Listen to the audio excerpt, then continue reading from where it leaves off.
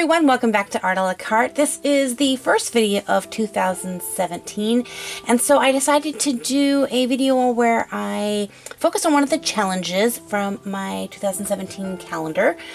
So every single day in the calendar there is a drawing challenge, and I'm going to be doing a couple of these throughout the year. So for the 2nd of January is drawing an eye. I didn't plan this super well because just a week ago I did a drawing eye video, and I don't like to put similar videos so close to each other, but this was the challenge for today, and so I had to do it. In my previous video I had done a how to draw an anime eye, so I decided to do kind of the reverse of that and see how realistic I could get this eye to look. Generally I like to draw more cartoony or, you know, illustrated looking eyes, and trying to push myself to do anything realistic is a fun challenge for me. And that's what daily challenges are about, whether you use the calendar or you find your own art prompts or you have a friend give you art prompts. Taking that and challenging yourself with it. Yeah, you can choose to do something easy, and I'm not saying that every time I'm given a challenge I don't sometimes choose to do something easy, but the harder I push myself to do something a little bit out of my comfort zone or something that I don't normally do, that's where I begin to learn and grow. It's also where I fail a lot, and so there's that risk. When you do something that you're not super comfortable with, you run the risk of not succeeding, and that sometimes will hold us back from pushing ourselves to do things that we're not used to. So this is why I like to just get like a sketchbook that's just going to be my art journey sketchbook. This is where I can make those mistakes. And you know, some of you guys may have a sketchbook or know an artist that has a sketchbook that they don't like anyone to see. That's generally the reason why, is because in that sketchbook is an artist's failures and attempts and learning and trials, and it's hard to show those things to people. And that's okay. I've talked about this a couple of times in my videos, that it's okay to have a sketchbook that you don't share with people. But it also can be a really big encouragement to share your past art with other people. I mean, if you look on YouTube, some of the really popular videos, even in my channel, is the ones where I take old drawings of mine, either go back through old sketchbooks and show them, or take an old drawing and redraw that.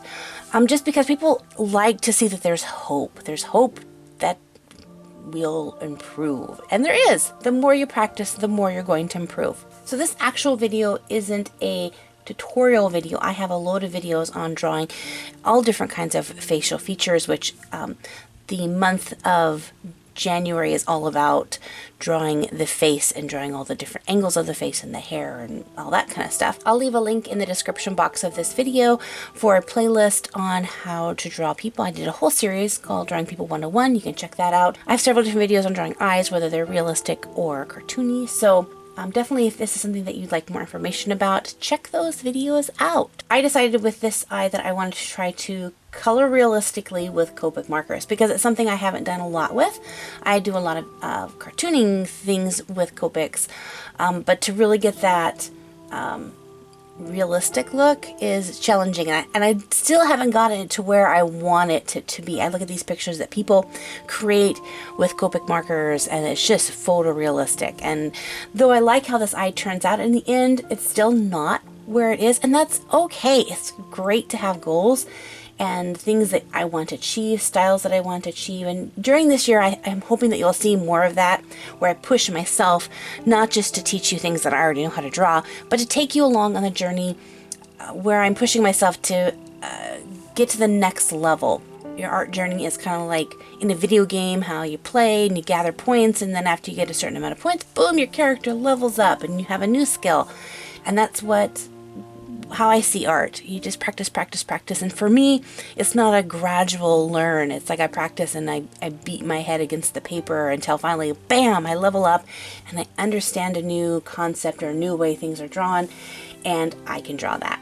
So I started off with lighter tones and then went into darker tones, and just really carefully laying in my layers. I don't want to flood the eye with a ton of different color. I want to have those highlights in the eyes come in. And then later on, as I progress, I just know that the nibs on these pins, I can't get the extreme precision that I want. So I do switch over to color pencils to get that finalized fine line and detail that I'm looking for. And the combination between color pencils and Copic markers are one of my favorites. I also love watercolor and color pencils together as well. I like putting the base color with Copic or watercolor and then going in with the fine details for shadows and highlights and things like that with color pencils. So yeah, I think that's my favorite art medium. So what is your favorite art medium or mix of art mediums that you enjoy? Let me know in the comments below. So for 2017, do you guys have any art goals?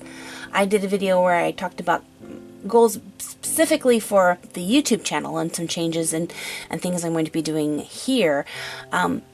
But art goals for themselves, there are a couple of different styles that I have that I'm really going to be working on and building up. But I'm curious as to what your guys' art goals are and where you'd like to push yourselves. Okay, so I said this really wasn't going to be a tutorial video, but I always love to give some tips and things that I learned. And I did learn a lot from this piece. The biggest hint or tip that I can give with drawing something that is super detailed and you're trying to get hyper realistic is don't draw what you think you see. Really look at a reference photo.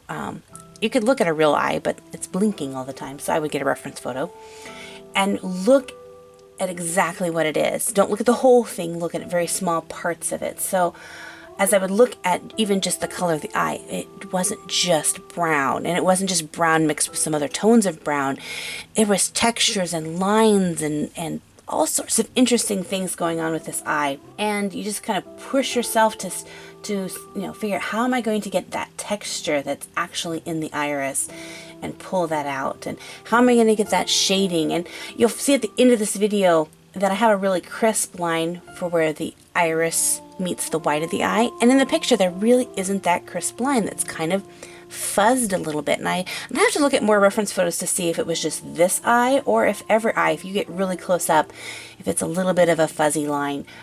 And so I had to kind of go back and kind of fuzz that up a little bit.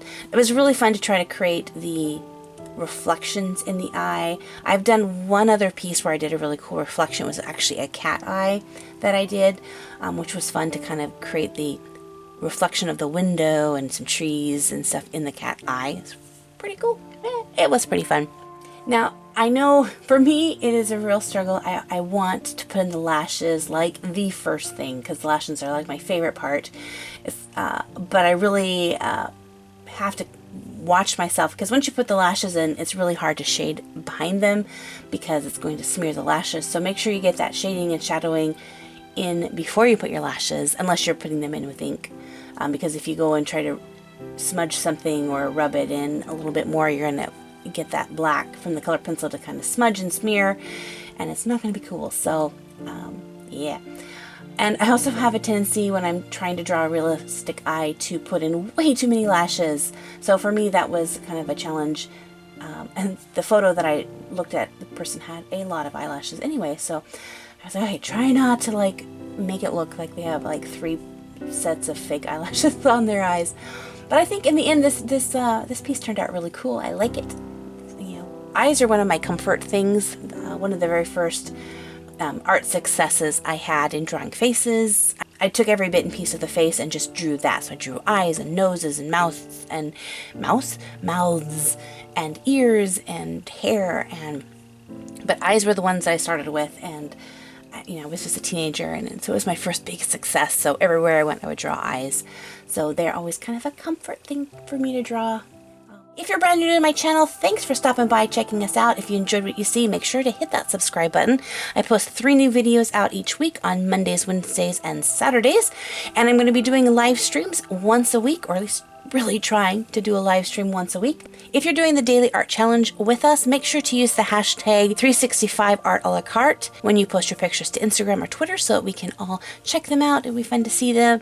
I love to see what you guys are doing and how you're working on your challenges. And also let me know if you have any questions about the challenges in the comment section below. I try to read all of the comments that I possibly can.